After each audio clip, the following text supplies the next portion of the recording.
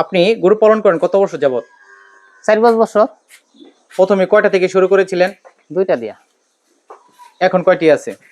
এখন আছে 9টি। 9টি গরু আছে। 14টি আছে আর বিক্রি হইছে। প্রতি বছর বিক্রি করে 2টা 3টা করে বিক্রি করি। বিক্রি করে মানে আমি আমার সংসার চালাই। ফ্যামিলি না।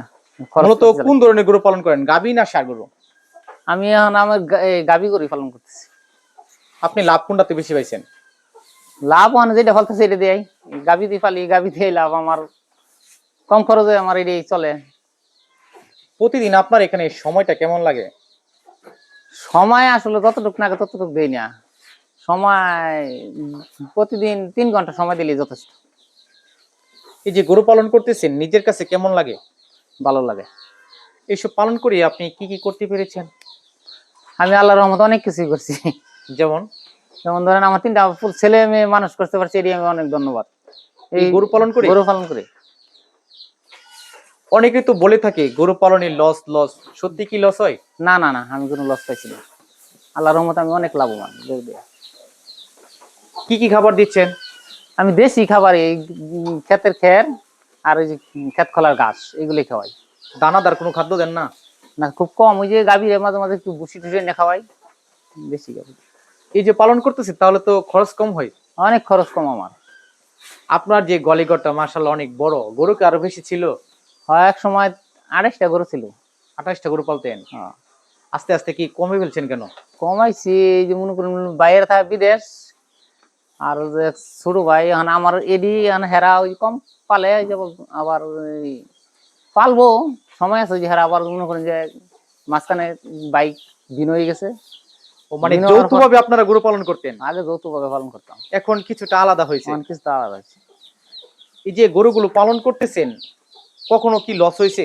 না, কোনো লস নাই। কোনো সময় লস হয় না? না, সকাল থেকে সন্ধ্যা পর্যন্ত গরুগুলোকে আপনি কিভাবে দেখাশোনা করেন?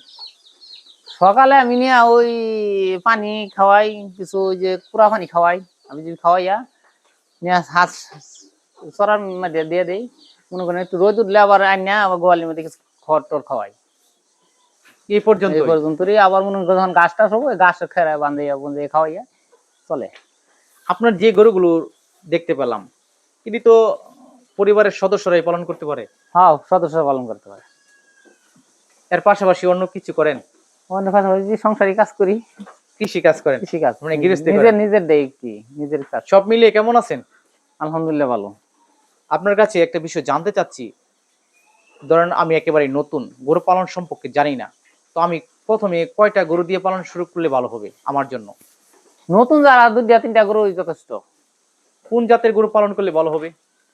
আমি দেশি গরু বলি, আমার কাছে দেশি দিয়ে ভালো।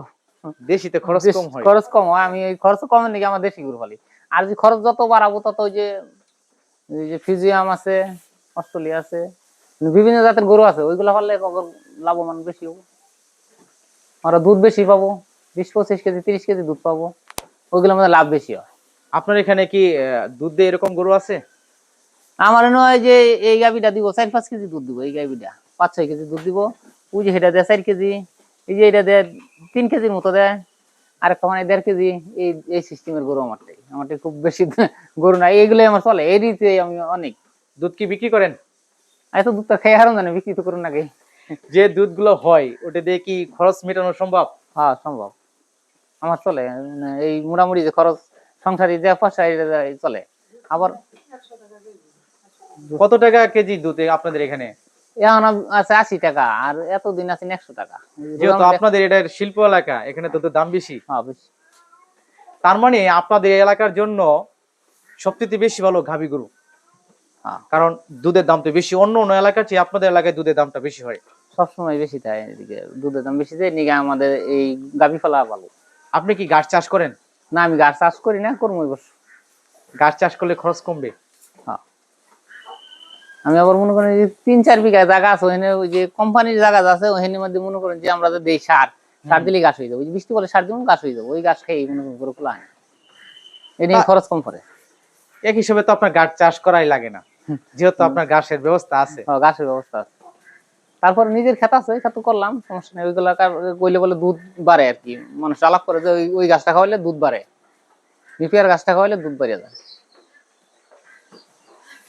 আপনাকে অসংখ্য ধন্যবাদ। আসসালামু আলাইকুম। ওয়ালাইকুম সালাম, আপনাকে ধন্যবাদ।